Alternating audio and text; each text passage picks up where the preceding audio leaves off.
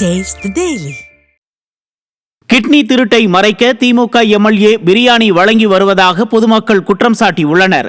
தனலட்சுமி சீனிவாசன் மருத்துவக் கல்லூரி மருத்துவமனை மீதான சிறுநீரக திருட்டு குற்றச்சாட்டு பரபரப்பை ஏற்படுத்தியுள்ள நிலையில் இந்நிறுவனத்துடன் தொடர்புடைய திமுக எம்எல்ஏ கதிரவன் மக்களுக்கு பிரியாணி விருந்து அளித்து சர்ச்சையை கிளப்பியுள்ளார்.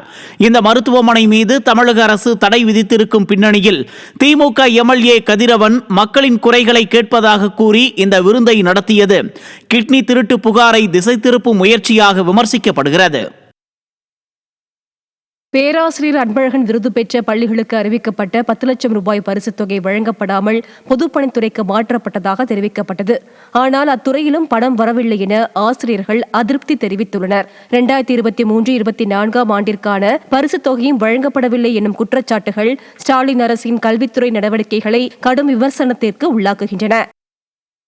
மதுரையில் திமுக நிர்வாகிக்கு சொந்தமான ஐடி நிறுவனத்தில் 14 மணி நேரமாக ஜிஎஸ்டி நுண்ணறிவு பிரிவு அதிகாரிகள் நடத்திய சோதனையில் முக்கிய ஆவணங்கள் கைப்பற்றப்பட்டன. மதுரை தெற்கு மாவட்ட திமுக மகளிர் அணி அமைப்பு செயலாளர் கிருத்திகா தங்கபாண்டிக்கு சொந்தமான ஆசிஸ் என்ற ஐடி நிறுவனத்தில் ஜிஎஸ்டி வரி ஏய்ப்பு நடந்துள்ளதாக வந்த புகாரின் அடிப்படையில் ஜிஎஸ்டி நுண்ணறிவு பிரிவு அதிகாரிகள் சோதனை நடத்தினர்.